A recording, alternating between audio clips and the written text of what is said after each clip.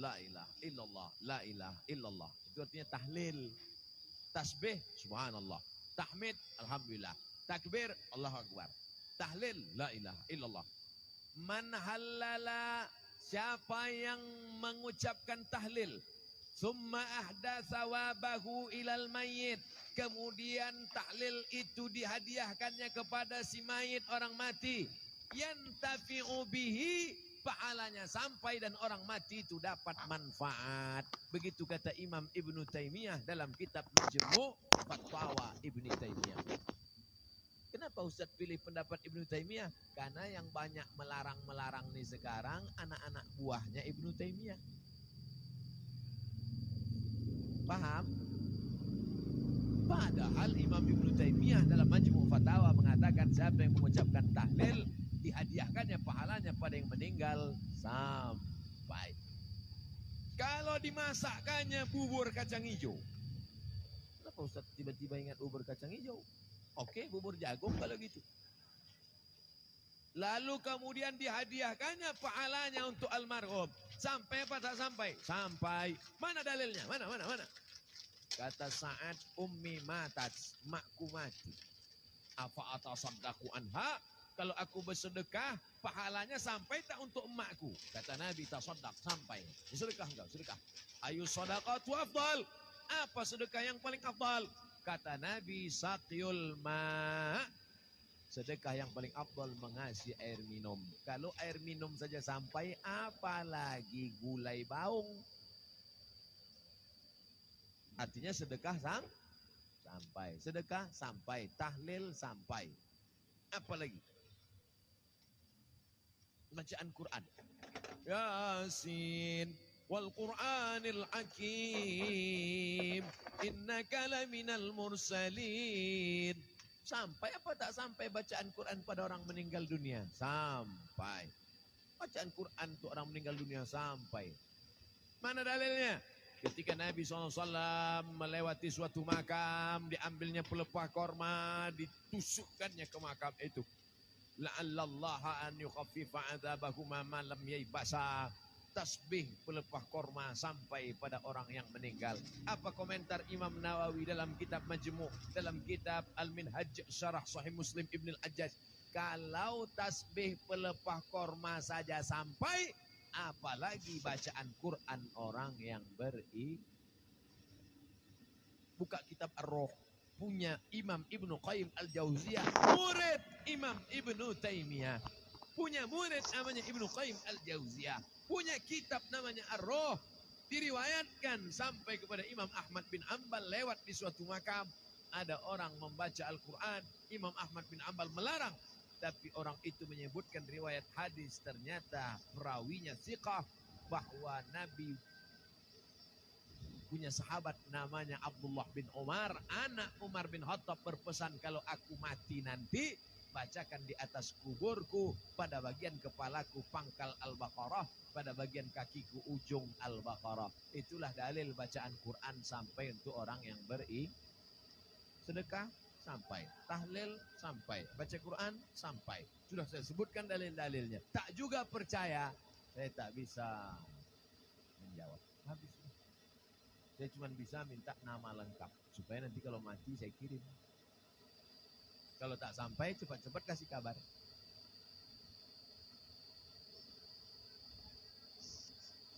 Mengazankan anak baru lahir itu apa dalilnya Pak Ustadz? Nabi mengazankan ke telinga Sayyidina Al-Hasan, anak Fatimah radhiyallahu anha, adzanas shalah, bunyinya seperti azan waktu azan salat. Hadisnya disebutkan dalam kitab Sunan At-Tirmidzi. Nama kitab Sunan Tirmidzi, nama lainnya Jami' At-Tirmidzi. Status hadisnya hadisun hasan, hadis paling tinggi sahih, di bawah sahih hasan, tentang mengazankan bayi. Anak saya mengazankan. Allahu Akbar, Allahu Akbar. Tapi tidak kuat macam itu. Terkejutlah dia. Nah, makanya bapak ibu yang hamil sekarang istrinya, nanti bapak azankan. Tapi yang anak sudah lahir tak usah azankan. Ini anak udah semester 2. balik dari sini. Ini sebentar. Allahu Akbar. Apanya ayah ini? Gitu.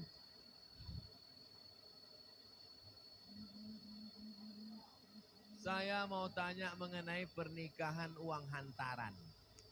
Bagaimana menurut pandangan Ustadz kalau si ibu wanita itu meminta uang hantaran mahar yang cukup tinggi? Ada tiga kemungkinan.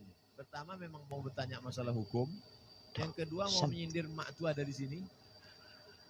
Yang ketiga mau menawar. Perempuan yang paling baik, aqalluha mahran, yang maharnya paling murah. Wahai ibu-ibu, turunkan harga mahar. Sebetulnya yang menetapkan harga mahar ini wali, ayah. Tapi sekarang banyak ayah yang anggota isti, ikatan suami takut bini. Maka yang berperan sekarang ibu-ibu, matre. Banyak perempuan lebih mau makan di daun daripada makan di pinggan. Oleh sebab itu turunkan standarnya sedikit. Jangan nanti setelah dihamil barulah na'udzubillah, na'udzubillah. Datang dia baik-baik. Idza ja'akum man tardawna dinahu. Kalau datang kepadamu orang yang baik akhlaknya, wa khuluquhu baik agamanya, fazawijuhu, nikahkan dia. Illa taf'alu, kalau tak kau lakukan, takun fitnatun fil ardi wa fasadun arid, maka terjadi kerusakan yang amat sangat berat. Tolong, jangan sampai anak-anak muda ini besok buat baleho turun ke jalan. Turunkan harga mahar, turunkan harga mahar. Kemudian jodoh itu seperti apa Pak Ustadz? Apa orang yang sudah menikah terus meninggal, terus menikah lagi, apakah itu berarti jodohnya juga Pak Ustadz? Karena berjumpa orang berjodoh atau karena jodoh dia berjumpa? Memang jam-jam 10:30 ini payah nangkap emang. Karena ada jodoh baru berjumpa atau karena berjumpa itu orang berjodoh? Karena ada jodoh lah maka berjumpa. Kalau tak ada jodoh sampai mati tak akan berjumpa. Kok Ustaz tahu? Saya pernah ngalami. Saya Dewan Juri Musabaqah Tilawatil Quran tingkat Provinsi Riau. Kalian pikir Ustaz alang-alang?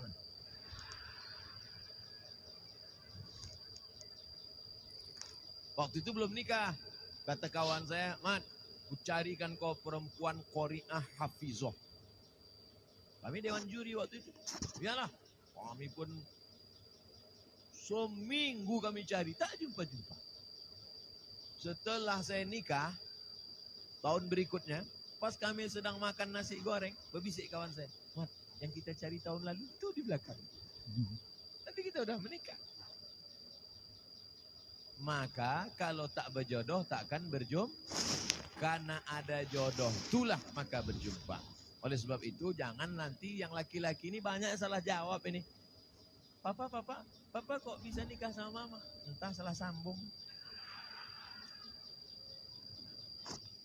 Jawabannya mesti kau katakan, aku tak pernah mencari makmu, makmu tak pernah mencari aku. Allah mempertemukan kami. Ibu itu pun dari dapur, so sweet. Kata. Karena jodoh lah kalian jumpa. Mengapa Tuan Syekh Abdurrahman digelar dengan Syekh Silaulau?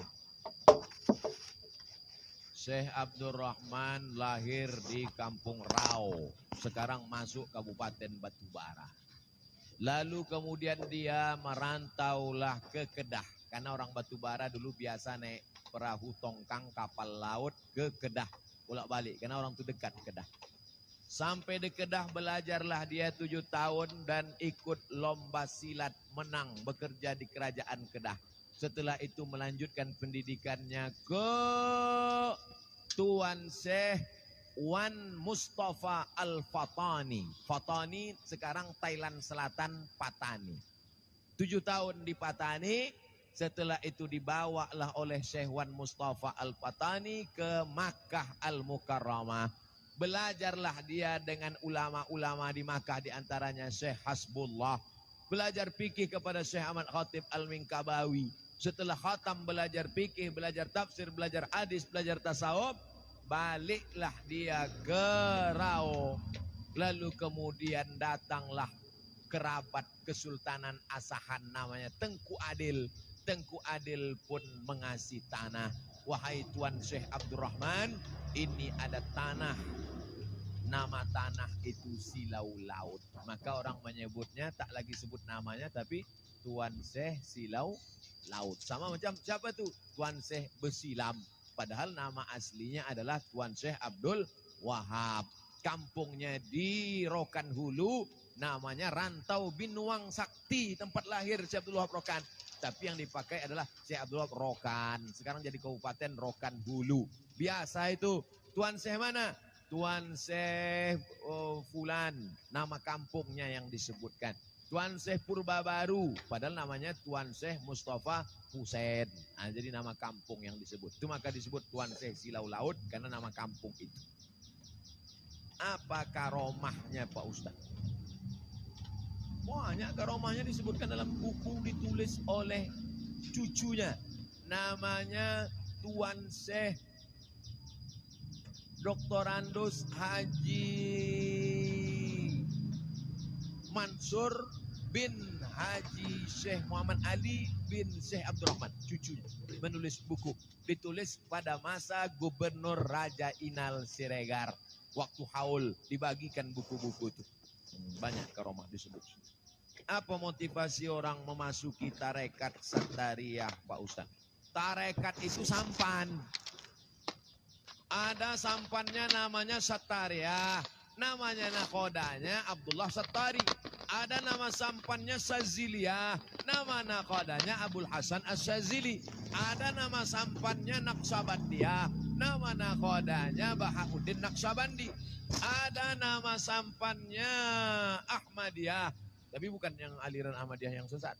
Tarekat Ahmadiyah. Nama nakodanya Sayyidi Ahmadil Badawi. Itu sampannya. Tapi lautannya tetap la ilaha illallah Muhammadur Rasulullah. Jadi yang mau ikut tarekat sama aja macam naik sampan. Lautnya la ilaha illallah, sampannya macam-macam. Ada yang mau sampan naik speedboat, mau cepat. Ada satu yang naik kapal tongkang kayu. Dia mau slow. Kau tak ikut? Enggak, aku mau menikmati laut ini, mau slow aja. Nah, macam-macam. Begitu lebih kurang gambaran tentang tarekat. Tarekat artinya jalan. Jalan mendekatkan diri kepada Allah Subhanahu wa ta'ala. Apa doa anak terhadap orang tuanya itu sampai? Hadis Sahih Muslim. Idza matal insan, kalau orang mati inqata'a, putus amalnya illa min salatin, kecuali 3. Shadaqatin jariyah, amal sedekah, ilmin yuntafa'u bi, ilmu yang bermanfaat. Yang ketiga, waladin shalihin yad'ulah, anak yang soleh. Makanya kita selalu minta doa Rabbi habli minas shalihin. Saya ingin sekali mendoakan orang tua saya supaya terbuka pintu hidayahnya. Karena kami sangat menyayanginya. Doakan orang tuamu di sujud terakhir saat sholat. Sunat, tahajud, witir, duha. Tapi jangan pakai bahasa Indonesia, nanti sholatnya batal. Dalam hati saja. Ya Allah, ayahku diberhentilah pakai sabu-sabu. Kenapa ketawa? Di masjid kami setiap malam Jumat ada pengajian. Kenapa cuma tiap malam Jumat? Tiap malam lah. Malam Senin fikih, malam Selasa hadis, malam Rabu akidah, malam Kamis tasawuf, baca Ihya Ulumuddin, malam Jumat stop wirid Yasin, malam Sabtu pengajian akhlak, malam Ahad tabligh akbar. Masjid penuh tiap malam. Karena kalau tidak kosong masjid. Akan tetapi waktunya dimulai ketika azan sholat isya hendak berkumandang, sehingga jamaah sholat isya pergi ke masjid lain. Apakah sikap Ustadz itu benar membuka pengajian ketika azan isya berkumandang? Habis sholat isya dulu, habis sholat isya baru buka pengajian. Kenapa mesti pas azan isya? Sholat isya dulu, habis sholat isya baru buka pengajian. Saya selalu membuka pengajian maghrib. Kalau pengajian di Pekanbaru maghrib. Supaya apa? Supaya orang sholatnya 2. Maghrib berjamaah, isya berjamaah. Karena kalau dibuat isya, banyak jamaah datang lambat. Bahkan diumumkan, jamaah Ustadz udah terduduk setengah jam. Buat pengajian maghrib. Maghrib ke Isya. Di Malaysia kami gitu. Maghrib, Isya, pengajian. Habis Isya, tanya jawab. Efektif. Doa berhajat. Dia berhajat naik haji dengan menjual tanah. Namun anak-anaknya melarang. Malah minta bagian tanah. Dibagi sebagai warisan jika orang tua meninggal. Sehingga orang tua tak jadi mendaftar haji. Bagaimana sikap orang tua dan sikap anak-anaknya ini? Desa kami banyak tanah ladang lebar-lebar Pak Ustaz. Oh, kalau dapat anak tak bertuah.